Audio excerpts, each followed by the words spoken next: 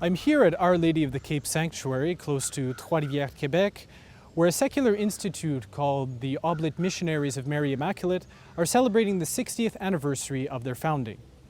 That's 60 years of consecrated life at the heart of the world and 60 years of service to the people of God. This anniversary also presents us the opportunity to explore the place of secular institutes in the Church, and in particular, the role of the Oblate Missionaries of Mary-Immaculate.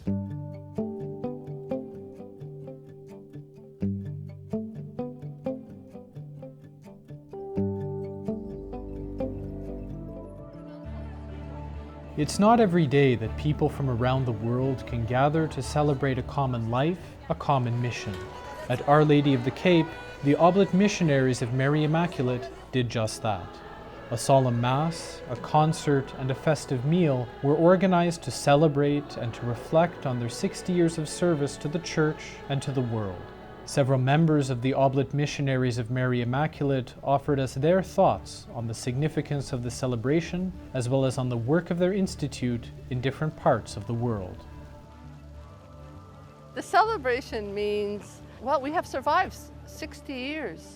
We have brought something positive to the different parts of the world where we served, because we are an international missionary institute. And it's great to be able to say we celebrate inspiration that our founder, Father Perrin, received, and that 60 years later, it's still alive and doing well.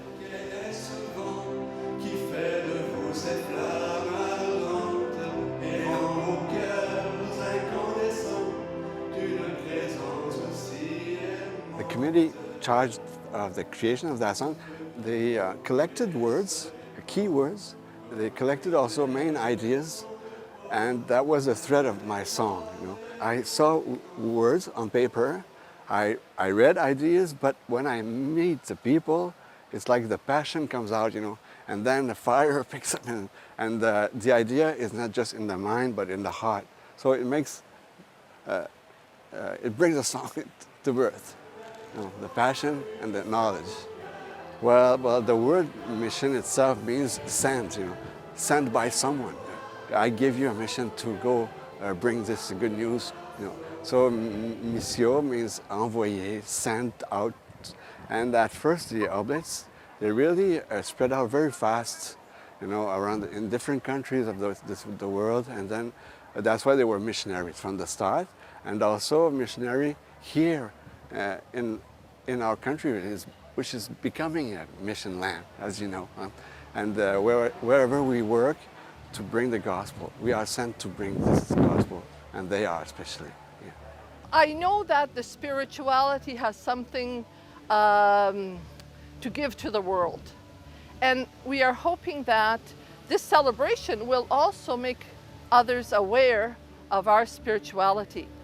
And I really do believe that the attitudes of life could help to transform the places where we are, and the people who know this spirituality will be able to do something very positive for the world, that it may be a better place to live in.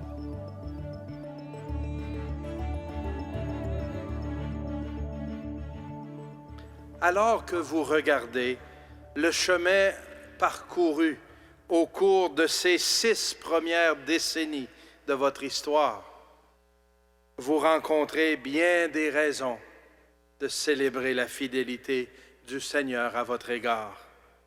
Pour chacune, individuellement, pour votre institut, pour vos associés, les volontaires, pour toutes les personnes que le Seigneur a mis sur votre route et auprès desquelles vous avez témoigné par votre présence, votre amour, vos attitudes, votre parole, votre engagement. Le Seigneur a été fidèle à vous soutenir dans la grande variété d'engagements que vous avez assumés au cœur des réalités humaines et ecclésiales, ici au Québec et dans tous les pays où vous avez répondu à l'appel de servir et de donner votre vie. Vous n'êtes pas les seuls, chers Oblates, à rendre grâce aujourd'hui. L'Église partage votre action de grâce et s'unit à votre prière pour célébrer votre mission, votre don total qui s'illustre par votre vie insérée dans ce monde qui a tant besoin d'une présence habitée par l'amour, la joie et la vie en abondance. Voilà ce qu'est une personne laïque consacrée au cœur du monde, cette présence qui rayonne Dieu et qui donne Dieu.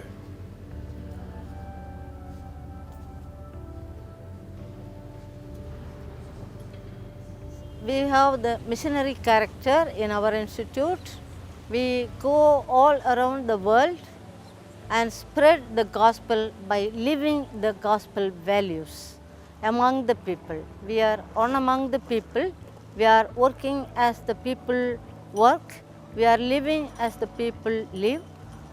And we are, at the same time, we are proclaiming the word of God by living the values of the gospel. Nuestra espiritualidad, si bien es cierto, es una espiritualidad nueva, que impacta, que cuestiona a las personas, la ausencia de queja, la ausencia de crítica, ser artesana de paz, ser persona de servicio, vivir la presencia de Dios.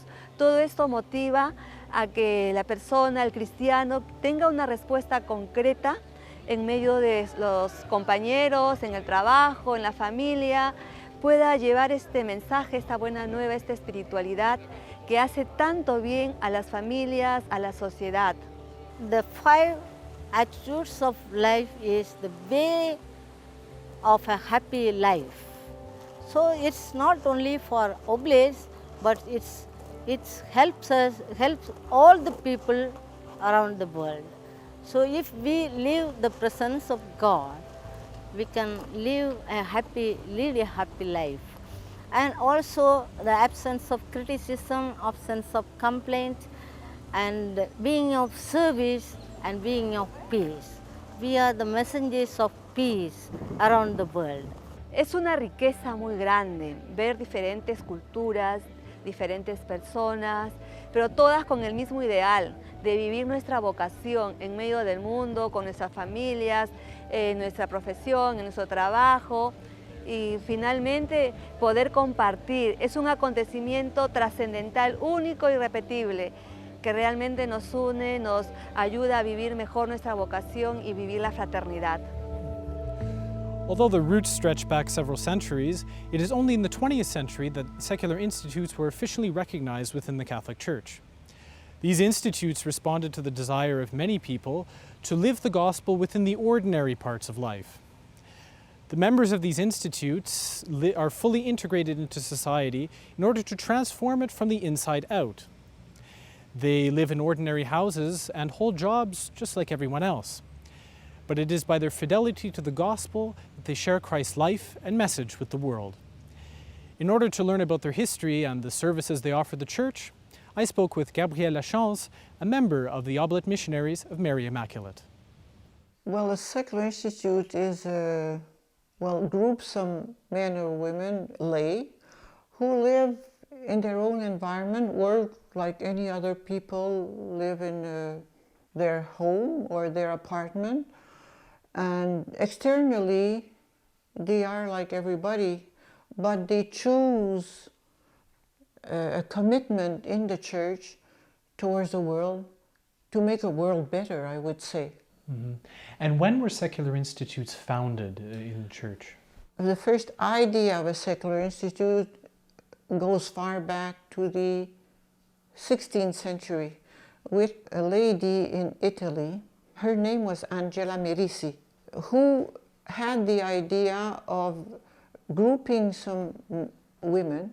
They stayed in their own environment and tried to visit women and educate young girls with a commitment, but that group was accepted by the Church but was not recognized as a secular institute. That was so much ahead of time that after her death, The Pope said, no, that cannot be.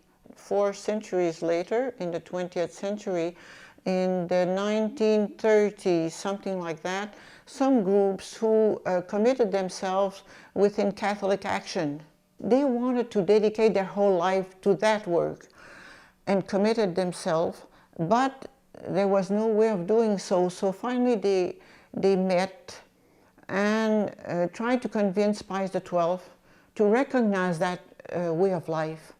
And that's how Pius XII finally, in 1947, the 2nd of February, wrote the encyclical Provida Mater Ecclesia that recognized officially. It's the great charter of secular institutes.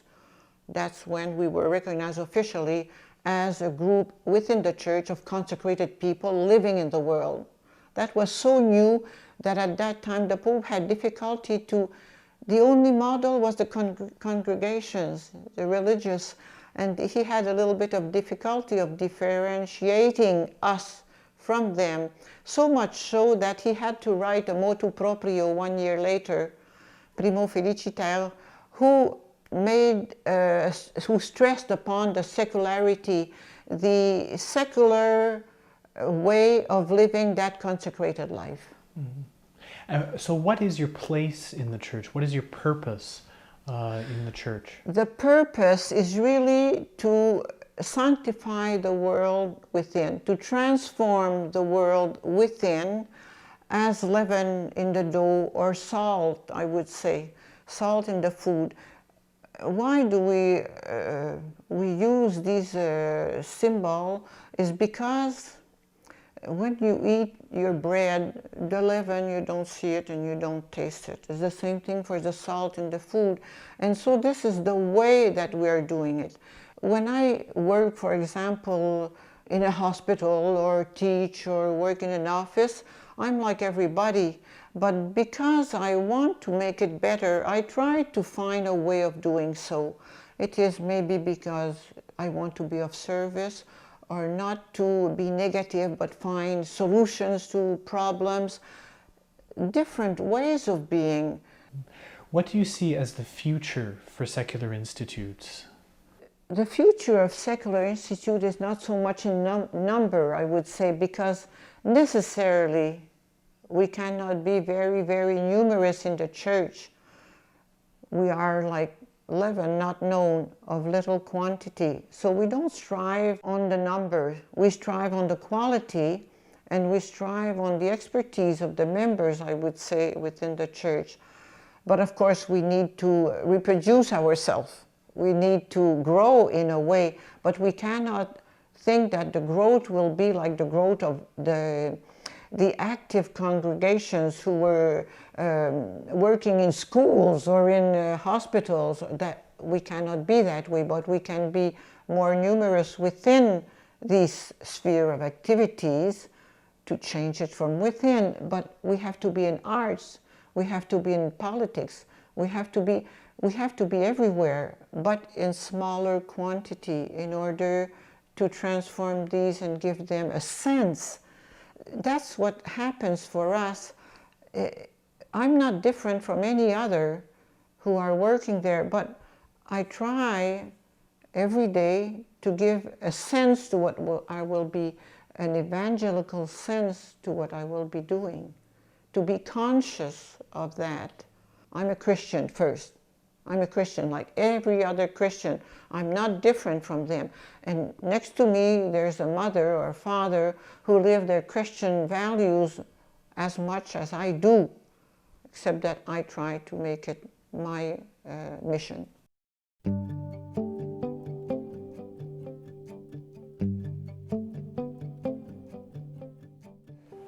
The Oblate Missionaries of Mary-Immaculate were founded at Grand Falls, New Brunswick, the 2nd of July, 1952. This new institute allowed its members to live their consecrated lives in the same environment as other lay people. Shortly after their foundation, many young women entered the institute, requiring new foundations to be established in other countries throughout the world. The members of this institute seek to be like leaven, discreet but transforming society slowly from the inside. It's in this way that they witness to the goodness of God in a world seeking happiness. I was able to speak with Anita Plur, president of the Oblate Missionaries of Mary-Immaculate, who speaks to us about the particular vocation of members of this institute. We were founded in 1952 in Grand Falls, New Brunswick. Before the actual foundation, Father Louis-Marie Parent, who an Oblate father, had worked with some young women who were interested in giving their life to God, but who were not interested in religious life. And he had been thinking of starting a secular institute, and so he had worked with them and told them about his project. Would they be interested in that kind of a lifestyle? 7 of them said yes, and so on July 2nd, 1952, the institute was born, and with these 7 members. On that day, 2 of them made vows. We're found in 22 different countries. We spread very quickly because of the influence of the Oblate Fathers. The missionaries, they had missionaries all over the world, and when they found out that the Father Parent had these young women who had all kinds of skills that they could bring to the missions, they asked if he could send some.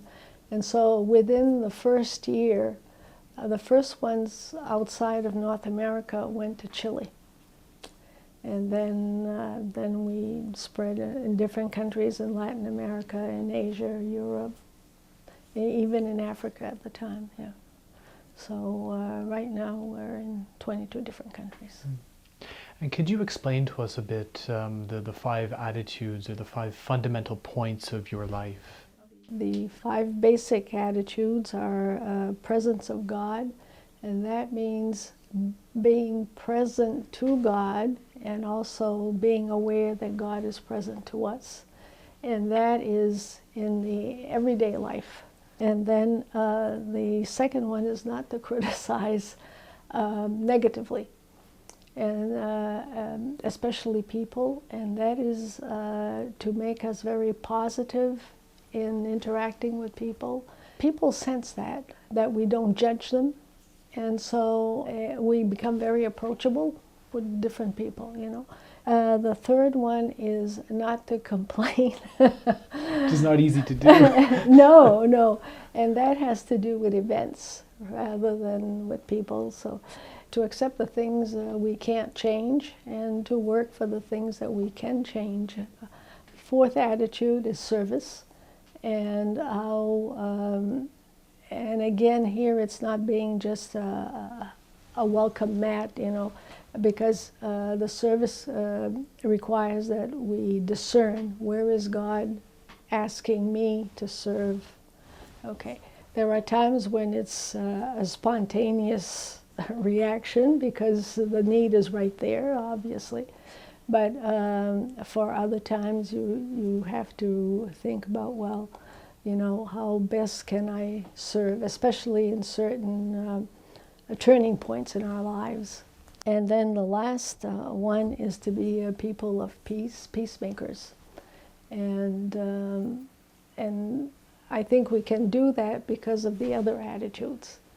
See, you can't be, if you're not judging and you're not crabbing and you're of service and you're aware of God in your life, then you can be persons of peace in your environment. And that's what we try to be. And something the world really needs today. Exactly, exactly. Mm-hmm. Yeah, it's a very contemporary kind of spirituality, and it's very specific to the Father Parent. He's the one who really, I guess through the grace of God, received that as a gift and has given it to us as in the Institute. And in your life as a member of this institute, what has given you happiness? Certainly living the attitudes of life has been a source of happiness, and I think it's shaped me into a decent human being. The bonds of belonging with the different members of the Institute. I find that that's a lot of support. Even though we don't live together, we do come together once a month in small groups. There we would exchange on our life and on the values of our Institute and so on. And I find that very enriching for myself. And then just knowing that you're part of something bigger than yourself and that you do make a contribution to the world and to the church. I think that is also important for me, and it's also a source of joy. And I guess just knowing that I think I'm where God wants me to be and live, and I think that too is a source of joy for me. There are numerous vocations in the Church precisely because the gifts of God are many. There are many ways of living the gospel, and as we have seen during this program, secular institutes as well as the Oblate Missionaries of Mary-Immaculate are a particular example of the Christian ideal to witness to the love of God before the world. The gospel is therefore for the world, a world that finds its fulfillment in God. Thank you for watching this edition of Catholic Focus. I'm Joseph Goski. See you next time.